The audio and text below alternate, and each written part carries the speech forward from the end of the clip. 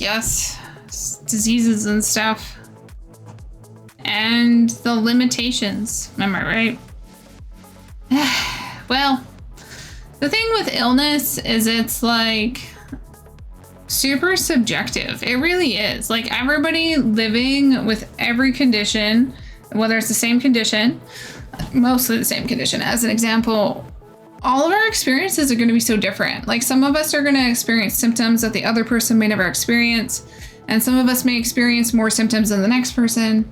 Like there's just going to be so many different things that each of us are going to experience with our journey in illness that I think there needs to be like an understanding and a welcoming of another person's experience.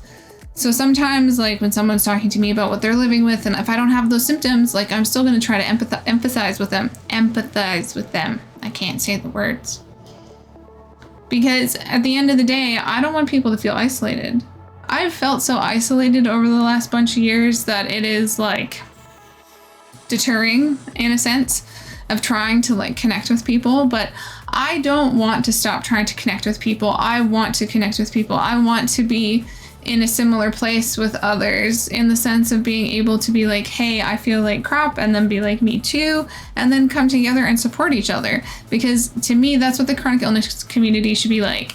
And in my experience, that hasn't necessarily always been what has happened for me, and that's why I'm not in support groups right now, because I have been met with a lot of toxicity in the past, which I have talked about in the past here on the channel.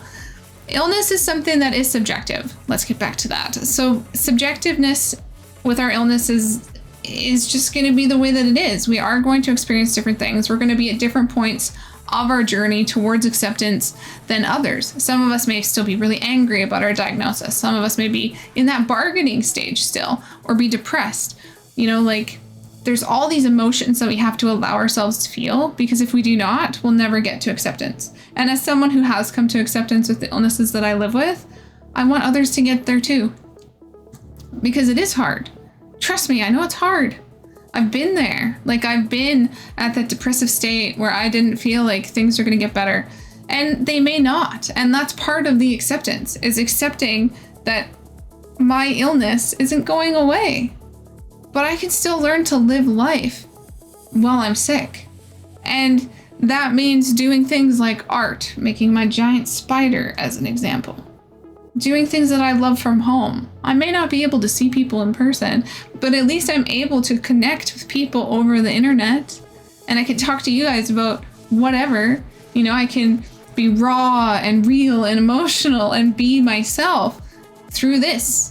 Because this is the way that I connect with people. And this is something I'm grateful for. I'm immensely grateful for the internet and the capacity to talk to you guys and be here sharing my experiences with you, and you sharing your experiences with me and being vulnerable with me. Like I appreciate it so much that you guys come back and you see my videos and you comment and we have these conversations and encourage each other. Like I really appreciate it. You guys mean a lot to me, and this channel means a lot to me. So thank you so much for being here. So on that note, like for myself, if I didn't have the internet, I don't know where I would be. And it's something I'm immensely thankful for. And I know that when I first got sick and people were like, I'll find something to be thankful for, I'd be like, oh, shut up. Like you have no idea what I'm going through, which is true. Most people don't know what we're going through. But that doesn't mean that we need to stop pursuing our joys, our passions, the things that we love. There's lots of things that I can't do. But why would I focus on those? You know? It's not going to help me. It's really not. It's going to make me sad. It's going to make me depressed. It's going to make me want to give up. And I don't want that. I want to be happy. I want to be living in the moment. And me living in the moment is me making videos and putting them on the internet.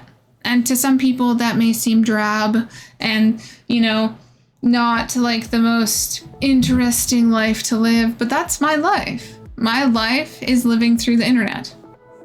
And I feel the most alive when I'm making videos and content because I'm feeling seen and heard. And without that, I don't know where I would be. I really don't.